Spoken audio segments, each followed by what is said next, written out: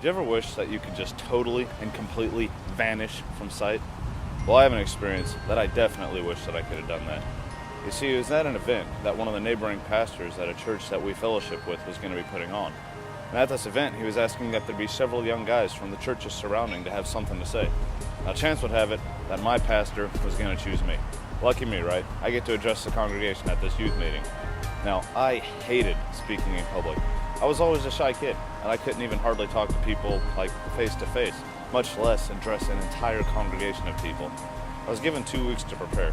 That meant 2 weeks of my gut-wrenching, of sleepless nights and heat flashes throughout the day. Okay, so maybe it wasn't that bad, but it was pretty bad. I hated it. Like I said, I hated public speaking. But I thought about it, and I thought about it, and I thought about it. It's like, what can I possibly say that could be impressive to these people? Because I wanted to do a good job. I wanted to impress my audience. So I finally came up with something, and I put it together. Now, the night that we headed up there, I was actually really surprised because I wasn't nervous at all the whole way up there.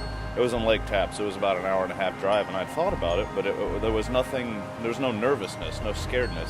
Even when I got there, I remember sitting in the pews right next to my girlfriend, and there was nothing to be afraid of. I felt confident until my pastor was introduced, and I knew that he was going to be calling on me next. And when he called my name, it was like my heart sank. So I slowly made my way to the pulpit, and I took the mic from him. And right over here to my left is where all the preachers were sitting, and they were watching us. The very first thing I did was I turned to them, and I expressed my appreciation to my pastor for allowing me to be there that night and allowing me to have something to say. And then as soon as I turned and faced the audience, I completely forgot everything that I was going to say. I could feel my knees start to shake, and I was holding the mic, and right in front of my hand started shaking, and I could just see the mic wobbling in front of my face. I was so scared. All I could think about was all these eyes just piercing me and staring right through me, waiting for me to open my mouth and choke on my tongue. I have no idea how I made it through that night, but I do know that that is one experience that I am never going to forget.